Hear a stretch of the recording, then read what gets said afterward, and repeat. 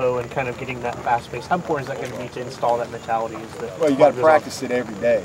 You have to have that sense of urgency every single day if it's going to show up on game day. You can't just say, all right, it's game day, here we go. You got to practice that way every day, and then you get to the game, it's easy, and you just react. So it's been that way since he got here, and again, that's really what I wanted. I wanted to have that type of tempo, and since the first day he's got here, it's been demanded, and all the coaches have done a great job. All those guys.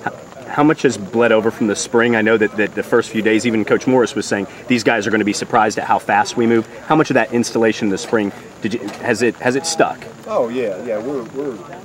We look like a team that's had 15 days of spring practice. That's what we look like, you know. And the biggest thing about them is our challenge to them was to show back up today better than they were, you know, at the end of April there in that spring game. And they've done that. They practiced all summer as far as coming out here and then doing their skills and drills and doing their team takeoff and all that kind of stuff. And, you know, it's very obvious when you come out here and watch them today, the first time we can see them and be with them, that they've worked. And they understand. They have the right mentality for what we want to do. How important is it to find a clear-cut #2 quarterback in the next couple of weeks? And is that pretty high on the priority list? Absolutely. Just talk about those two guys. Absolutely. That's high priority for us. We've got to have a guy that's, you know, not just a #2 guy, but a guy that's ready to go win for us. And you know, whoever it's going to be is going to be a true freshman. So, but I think again, Cole came out of spring a little bit ahead, and he's worked relentlessly since the end of spring, and I was really pleased with what he looked like out there today. And so have those other guys. Tony, he's gotten stronger. It's obvious that he's worked hard. He's gotten back in that film room and he's studied and looked a little more confident out there today. You know, Morgan, we don't know a whole lot about yet, but I think that we'll certainly have a solid #2. Some of the people mentioned how the big guys on offense seem to look trimmer.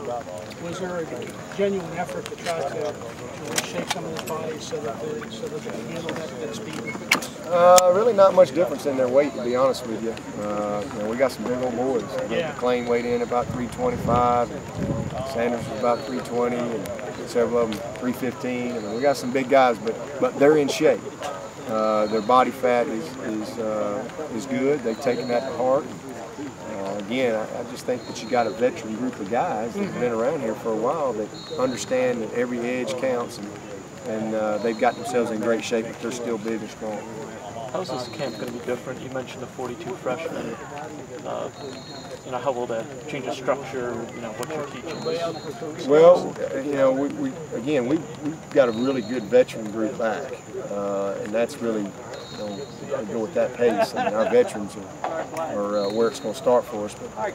But having said that, we're going to have a lot of young guys, not just some of those freshmen and redshirt freshmen, but some sophomores that haven't played a whole lot, that have a little bit of experience, that are going to be in our 2D. So we've got to make sure that you know, we're going at a pace that they can handle it. Because again, we're going to have to develop depth. That's probably one of the biggest you know, concerns that I have is you know, our development of our depth that we've got to have, especially at some key positions. So you know, we'll continue to monitor that. We've got a great schedule laid out and an installation plan.